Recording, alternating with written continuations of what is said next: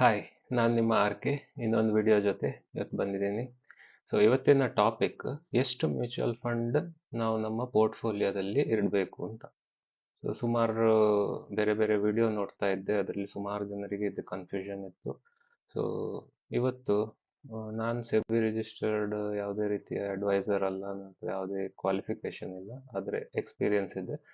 ಇವತ್ತು ನಾನೇನು ಮಾಡ್ತೀನಿ ಅಂದರೆ ನಿಮಗೆ ಎಕ್ಸಾಂಪಲ್ಸ್ ಮುಖಾಂತರ ಎರಡು ಸ್ಟೋರಿಯನ್ನು ಇಡ್ತೀನಿ. ನೀವು ಅದನ್ನು ಚೆಕ್ ಮಾಡಿ ನಿಮ್ಮ ಡೆಸಿಷನ್ಗೆ ಬರ್ಬೋದು.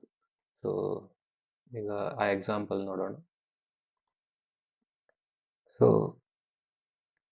ಇಲ್ಲೊಂದು ಎಕ್ಸೆಲ್ ಕಾಣಿಸ್ತಾ ಇದೆ. ಸೊ ಇದು ಪರ್ಸನ್ ಎ ಅಂತ ನಾವು ಇವಾಗ ಇದನ್ನು ಅಂದ್ಕೊಳ್ಳೋಣ.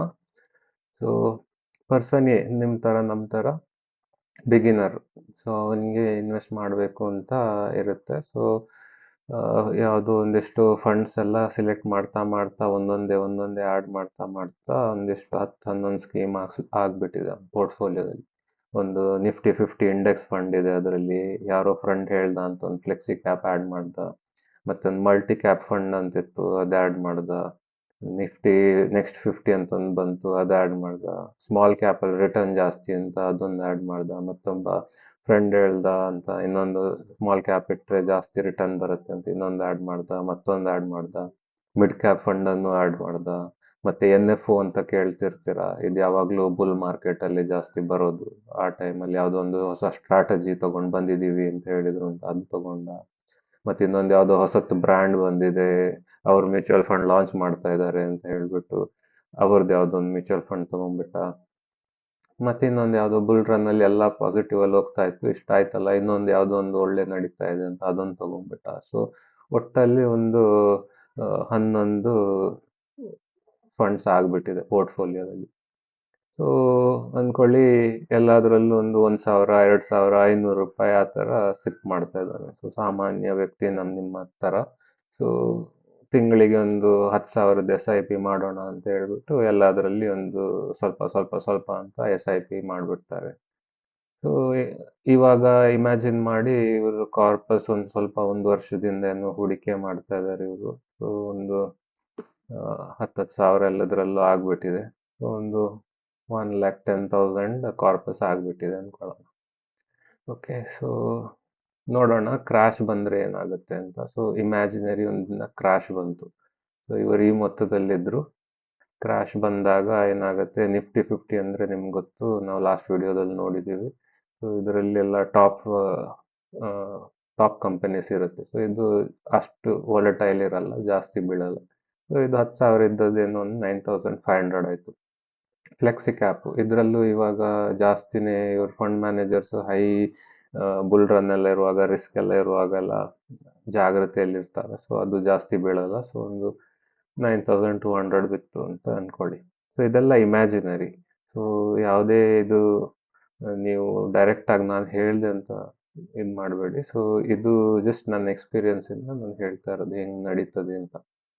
ಓಕೆ, ಸೊ ನೆಕ್ಸ್ಟ್ ಇರೋದು multi cap fund. Multi cap fund ಒಂದು 9,000ಕ್ಕೆ ಬಂತು.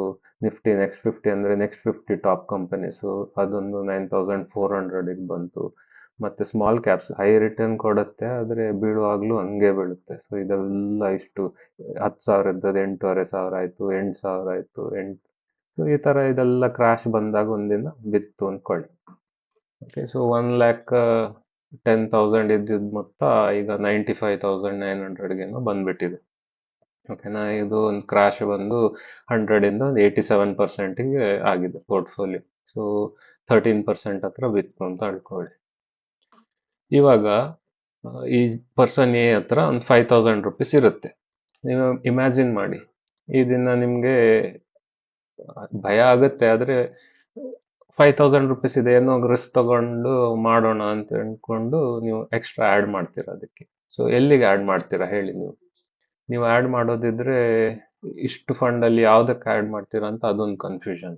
ಓಕೆ, ಸೊ ನಾವೊಂದು ಇದು ಮಾಡೋಣ, ರಿಕವರಿ ಡೇ ಅಂತ ಒಂದು ಇಟ್ಟಿದ್ದೀನಿ ನಾನು. ಸೊ ರಿಕವರಿ ಡೇಯಲ್ಲಿ ನೀವು ಏನೇ ಮಾಡದೆ ಹೋದರೂ ಒಂದು ಇಷ್ಟು ರಿಕವರಿ ಆಯಿತು ಅಂತ ಒಂದು ಇಮ್ಯಾಜಿನ್ ಮಾಡ್ಕೊಳ್ಳೋಣ. This is based on my experience. ಅಂದ್ರೆ ಇದೆಲ್ಲ ಫಂಡ್ಸ್ ಹೆಂಗೆ ಆಡುತ್ತೆ, ಹೇಗ್ ಬಿಹೇವಿಯರ್ ಇದೆ ಅಂತ ನಾನು ನೋಡಿದ್ದೀನಿ. ಸೊ ಅದ್ರ ಬೇಸ್ಡ್ ಮೇಲೆ ಹೇಳ್ತಾ ಇದ್ದೀನಿ. So Nifty 50, flexi cap, multi cap, Nifty next 50 ಇದೆಲ್ಲ ಸ್ಟ್ರಾಂಗ್ ಆಗಿ ರಿಕವರ್ ಆಗುತ್ತೆ. ಯಾಕೆಂದ್ರೆ ಎಲ್ಲರಿಗೂ ಅದರಲ್ಲಿ ಕಾನ್ಫಿಡೆನ್ಸ್ ಇರುತ್ತೆ. ಟಾಪ್ ಕಂಪನೀಸು, ಹೂಡಿಕೆ ಮಾಡೋ ಫಂಡ್ ಮ್ಯಾನೇಜರ್ಸು ಎಲ್ಲ ಮಾಡ್ತಾರೆ ಇದೆಲ್ಲ ನೋಡ್ಬಿಟ್ಟು. ಇದೆಲ್ಲ risky, small cap, mid cap. So ಇಲ್ಲಿ ನೋಡಿ, ಒಂದು ಸ್ಮಾಲ್ ಕ್ಯಾಪ್ ಒಳ್ಳೆದಿತ್ತು, ಅದು ರಿಕವರ್ ಆಯ್ತು. ಇನ್ನೆರಡು ಸ್ಮಾಲ್ ಕ್ಯಾಪ್ ಎಲ್ಲ ರಿಕವರಿ ಆಗ್ತಾ ಇದ್ರು, ಇದು ಬಿದ್ದ್ಬಿಟ್ಟಿದೆ ಇನ್ನು ಸಹ. ಇನ್ನು ಉಳ್ದಿದ್ ಕೆಲವೆಲ್ಲ ಸ್ವಲ್ಪ ಸ್ವಲ್ಪ ರಿಕವರ್ ಆಯ್ತು, ಇದೊಂದು ಬಿಟ್ಬಿಟ್ಟಿದೆ. ಸೊ ಈ ತರ ಆಗತ್ತೆ ನಿಮ್ಮ ಹತ್ರ ಜಾಸ್ತಿ ಫಂಡ್ ಇದೆ. ಕೆಲವೆಲ್ಲ ಮೇಲೆ ಬರುತ್ತೆ, ಕೆಲವೆಲ್ಲ ರಿಕವರ್ ಅಷ್ಟು ಆಗಲ್ಲ, ಕೆಲವೆಲ್ಲ ಪುನಃ ರಿಕವರಿ ಆಗ್ತಾ ಇದ್ರು, ಕೆಲವು ರಿಸ್ಕಿ ಫಂಡ್ಸ್ ಎಲ್ಲ ಬೀಳುತ್ತೆ. ಸೊ ನೀವು ಏನೇ ಮಾಡದೇ ಇದ್ರೆ, ನೀವು 95,900 ಇತ್ತು, ರಿಕವರಿ ನೆಕ್ಸ್ಟ್ ಆದ್ರೆ ಒಂದಿಷ್ಟು ಆಯ್ತು ಅಂತ ಅಳ್ಕೊಳ್ಳಿ, ಇಮ್ಯಾಜಿನರಿ. ಸೊ ಇವಾಗ 5,000 ನಾವು ಮಾತಾಡ್ತಿದ್ವಿ. ಸೊ ಈ 5,000 ನಾನು ಇನ್ವೆಸ್ಟ್ ಮಾಡ್ತೀನಿ ಅಂತ ಇದ್ರೆ, ಸೊ ಸಿನಾರಿಯೋ ಒನ್. ಸೊ ಎಲ್ಲಿ ನಾನು ಅನ್ಕೊಳ್ತೀನಿ ಇದೆಲ್ಲ ಸುಮಾರು ಬಿದ್ದಿದೆ, 8,500, 8,000, ಇದ್ರಲ್ಲಿ ಮಾಡುವ ಅಂತ ಹೇಳಿ, ಇದ್ರಲ್ಲಿ 1,000, ಇದ್ರಲ್ಲಿ 1,000, ಇದ್ರಲ್ಲಿ 1,000, ಇದ್ರಲ್ಲಿ 1,000, ಇದ್ರಲ್ಲಿ 1,000. ಸೊ 5,000 ಹೀಗೆ ಸ್ಪ್ಲಿಟ್ ಮಾಡಿ ಇಲ್ಲಿ ಹಾಕ್ತೀನಿ. ಸೊ ಇದು ಕ್ಯಾಲ್ಕುಲೇಷನ್ ಇಲ್ಲಿದೆ, ಬೇಸ್ಡ್ ಆನ್ ಇದು ಕ್ರ್ಯಾಶ್ ಮತ್ತೆ ರಿಕವರಿ ವಿದೌಟ್ ಡೂಯಿಂಗ್ ಎನಿಥಿಂಗ್ ಎಷ್ಟಾಯ್ತು ಅದೇ ಪರ್ಸೆಂಟೇಜ್ ಅಲ್ಲಿ ನಾನು ಇಲ್ಲಿ ಒಂದು 5,000 ಎಕ್ಸ್ಟ್ರಾ ಆ್ಯಡ್ ಮಾಡಿದ್ರೆ ಎಷ್ಟಾಗುತ್ತೆ ಅಂತ.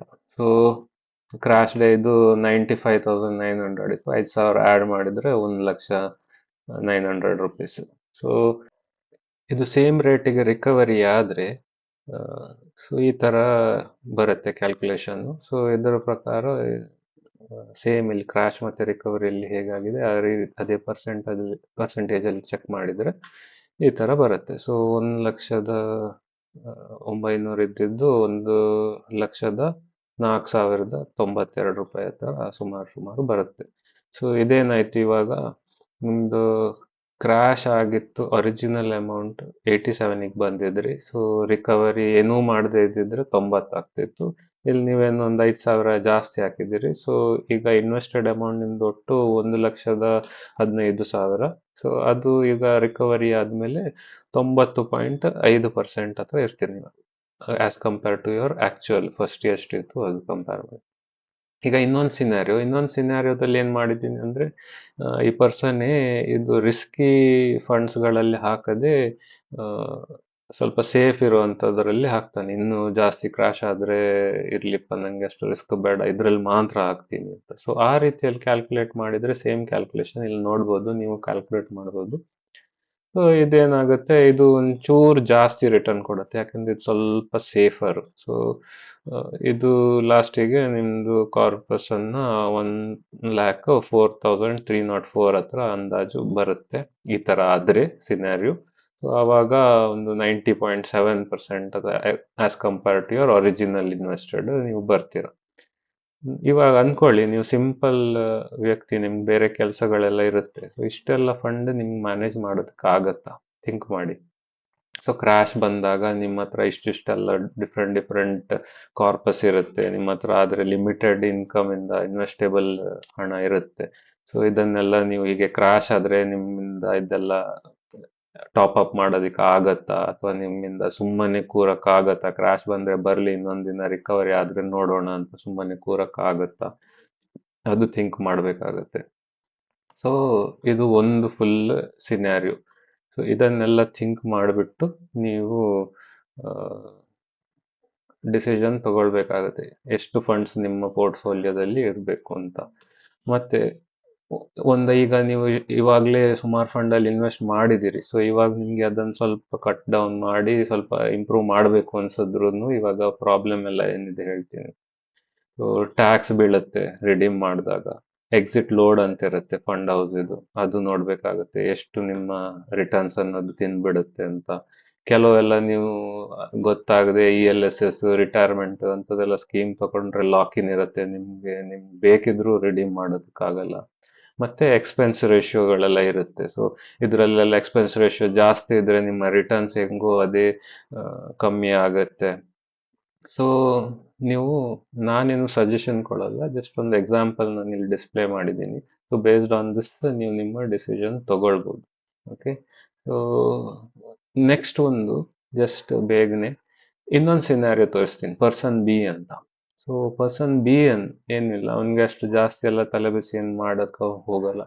ಸೊ ಅವ್ನಿಗೆ ಗೊತ್ತು ನನ್ನ ಹತ್ರ ಜಾಸ್ತಿ ಅಮೌಂಟ್ ಇಲ್ಲ, ನಂಗೆ ಮ್ಯಾನೇಜ್ ಮಾಡೋದಕ್ಕೂ ಟೈಮ್ ಇಲ್ಲ ಅಂತ. ಸೊ ಜಸ್ಟ್ ಒಂದು ಬೆಸ್ಟ್ ಆಫ್ ನಿಫ್ಟಿ 50 ಇಂಡೆಕ್ಸ್ ಮತ್ತು ನೆಕ್ಸ್ಟ್ 50 ಇಂಡೆಕ್ಸಲ್ಲಿ ಹಾಕ್ಬಿಡ್ತಾನೆ. ಸೊ ಅವನು 1000 ಬದಲಿಗೆ 5000 ಹಾಕ್ತಾನೆ ಸಿಪ್ಪಲ್ಲಿ.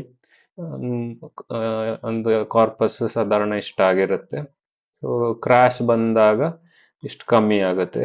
ಏನೇ ಮಾಡದೆ ಇದ್ರೂ ರಿಕವರಿ ಆದಾಗ ಪುನಃ ಒಂದು ಆಕ್ಚುಯಲ್ ಕಾರ್ಪಸ್ ಹತ್ರ ಬಂದ್ಬಿಡುತ್ತೆ, based on similar calculation like we did in the first case. ಅದೇ ಅವನು ಕ್ರಾಶ್ ಬಂದಾಗ ಅವನ ಹತ್ರ 5,000 ಇತ್ತು, ಅದು 5,000 ಎಕ್ಸ್ಟ್ರಾ ಹೂಡಿಕೆ ಮಾಡಿದ್ರೆ ಇಷ್ಟ ಆಗಿರುತ್ತೆ, ಕ್ರಾಶ್ ಆದಮೇಲೆ ಎಕ್ಸ್ಟ್ರಾ ಇನ್ವೆಸ್ಟ್ ಮಾಡಿದ್ದು. ಸೊ ರಿಕವರಿ ಡೇ ಇಷ್ಟ ಆಗಿಬಿಡುತ್ತೆ. ಸೊ ಯು ಕ್ಯಾನ್ ಸಿ 87% ಬಿತ್ತು, ರಿಕವರಿ ಆದಾಗ ಪುನಃ ಆಕ್ಚುಯಲ್ ಕಾರ್ಪಸ್ ತನಕ ಬಂದ್ಬಿಟ್ಟಿತ್ತು ಆಲ್ರೆಡಿ. ಅದು ಕ್ರಾಶ್ ಹೊತ್ತಿಗೆ he was smart, he has only 2 funds, ಇದರಲ್ಲಿ ಒಂದು 2,500 ಈ ಥರ ಸ್ಪ್ಲಿಟ್ ಮಾಡಿ ಹಾಕಿದ್ದಾನೆ. ಸೊ ರಿಕವರಿ ಆದಾಗ with this again extra returns ಬಂತು. ಸೊ ಒಂದು ರಿಟರ್ನ್ಸು ಜಾಸ್ತಿ ಆಗ್ತಾ ಇದೆ ಹೀಗೆ. ಸೊ ದಿಸ್ ಆಲ್ ಇಮ್ಯಾಜಿನರಿ, ಕಾಲ್ಪನಿಕ ಇದು, ಆದರೆ this is based on my experience and what I have learn from talking to people and looking at different mutual fund portfolios. So I hope ಇದು ನಿಮ್ಗೊಂದು ಐಡಿಯಾ ಕೊಡುತ್ತೆ ಏನೆಲ್ಲ ಆಗ್ಬೋದು ಅಂತ in your journey of investing in mutual fund. So I hope ಇದರಿಂದ ನಿಮಗೆ decision ತಗೊಳ್ಳೋಕೆ easy ಆಗುತ್ತೆ, ಎಷ್ಟು ಮ್ಯೂಚುವಲ್ ಫಂಡ್ ನಾನು ಇಡ್ಬೋದು, ಎಷ್ಟು ನನ್ನಿಂದ ಮ್ಯಾನೇಜ್ ಮಾಡ್ಬೋದು, ಯಾವುದ್ರಲ್ಲೆಲ್ಲ ಹೆಂಗೆಲ್ಲ ಆಗುತ್ತೆ ಅಂತ ನಿಮ್ಗೊಂದು ಐಡಿಯಾ ಬಂದಿರ್ಬೋದು ಅಂತ ಅಂದ್ಕೊಂಡಿರ್ತೇನೆ. So thank you. ಏನೇ ಕಮೆಂಟ್ಸ್ ಇದ್ದರೆ ಕಮೆಂಟ್ಸಲ್ಲಿ ಹಾಕಿ ನೋಡ್ತೀನಿ. Thank you.